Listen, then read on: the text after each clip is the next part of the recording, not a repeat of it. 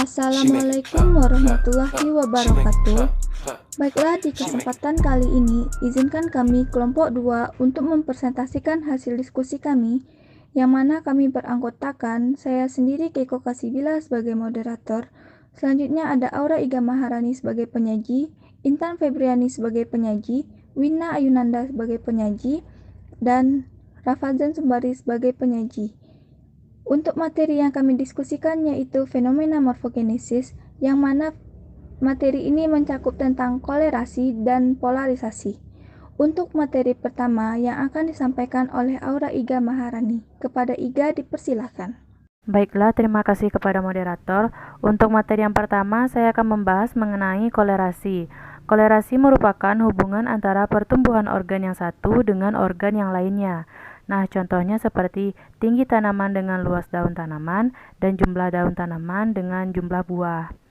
Nah, pengamatan kolerasi morfogenesis dapat dilakukan secara fisiologis dan secara genetis, yaitu yang pertama secara fisiologis, di mana karena adanya faktor zat kimia terhadap pertumbuhan tanaman, misalnya pupuk anorganik dan hormon.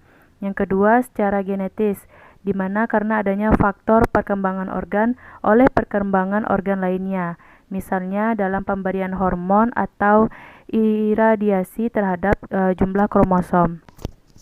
Dengan kata lain, kolerasi merupakan suatu ukuran keeratan hubungan antara dua sifat. Nah, dua sifat dikatakan berkorelasi apabila perubahan pada sifat yang satu akan diikuti dengan perubahan pada sifat yang lain secara teratur dengan arah yang sama atau berlawanan. Nah, penyebab terjadinya kolerasi antar sifat ialah karena adanya faktor genetik dan faktor lingkungan. Faktor genetik disebabkan oleh pleiotropy dan linkage disequilibrium.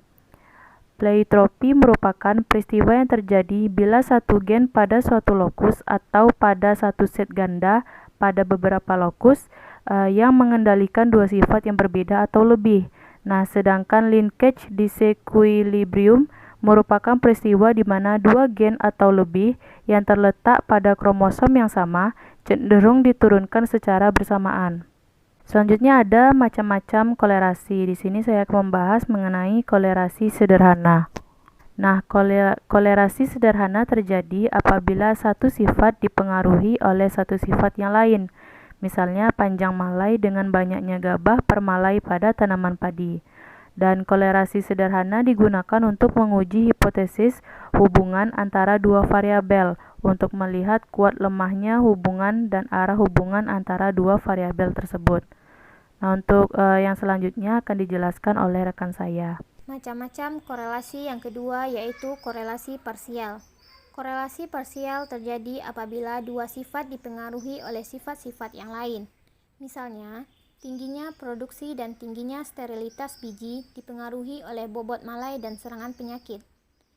Korelasi parsial digunakan untuk mengetahui derajat hubungan antara suatu variabel bebas dengan satu variabel terikat, dengan cara mengkondisikan variabel bebas lainnya dibuat tetap atau konstan dan dapat dikendalikan dalam analisis multiple correlation, di mana nilai korelasi parsial ini berkisar antara 1 sampai min 1. Nilai semakin mendekati 1 atau min 1 berarti hubungan antara dua variabel semakin kuat. Sedangkan sebaliknya, jika nilai mendekati 0, berarti hubungan antara dua variabel semakin lemah. Selanjutnya, macam-macam korelasi yang ketiga yaitu korelasi berganda. Korelasi berganda terjadi apabila satu sifat dipengaruhi oleh banyak sifat yang lain. Korelasi ganda atau multiple correlation adalah korelasi antara dua atau lebih variabel bebas secara bersama-sama dengan suatu variabel terikat. Angka yang menunjukkan arah dan besar kuatnya hubungan antara dua atau lebih variabel bebas dengan satu variabel terikat disebut dengan koefisien korelasi ganda, dan biasanya disimbolkan dengan R. Besarnya koefisien korelasi ganda adalah antara min 1, 0, dan plus 1. Besarnya korelasi min 1 adalah negatif sempurna, yakni terdapat hubungan di antara dua variabel atau lebih, namun arahnya berbalik. Dan plus 1 adalah korelasi yang positif sempurna, dan bernilai sangat kuat, yakni adanya sebuah hubungan di antara dua variabel atau lebih. Materi selanjutnya adalah polarisasi. Jadi untuk pengertian polarisasi adalah pertumbuhan yang berbeda pada kedua kutub yang disebabkan oleh proses fisiologi atau genetik. Polarisasi dalam organisme dihasilkan dari adanya ketidaksamaan yang jelas terutama pada tingkat subseluler. Banyak rangsangan yang berbeda dapat menimbulkan polarisasi terhadap sel. Jadi, polarisasi dapat diartikan sebagai suatu proses pertumbuhan yang berbeda pada kedua kutub yang disebabkan oleh proses fisiologi atau genetik. Setiap sel individu memiliki komponen membran dan struktur sitoskeleton yang berbeda-beda pada berbagai bagian dari sel. Hal ini disebut polarisasi sel.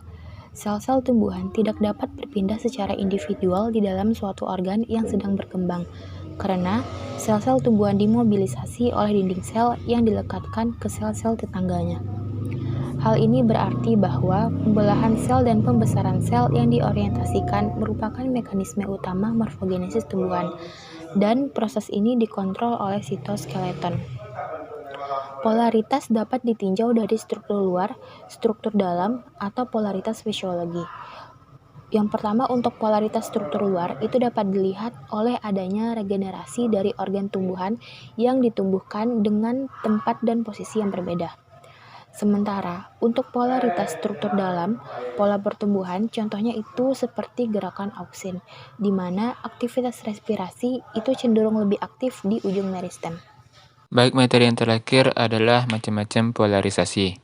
Polarisasi ini ada 3 macam, yaitu oriented behavior, yaitu adanya perbedaan pertumbuhan sel atau jaringan, di mana contohnya jaringan meristem yang ada di paling ujung pertumbuhannya yang akan bertumbuh lebih cepat, sehingga akan mempengaruhi pada ukuran sel.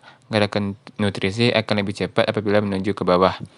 Yang kedua adalah association, di mana sumbu simetri, bentuk bunga umumnya akan menyeimbangkan bentuk simetris melalui susunan Fibonacci. Contohnya, susunan filamen pada bunga. Yang ketiga adalah polar difference, atau perbedaan kutub, di mana akibat perbedaan distribusi nutrisi pada di kedua ujung tumbuhan.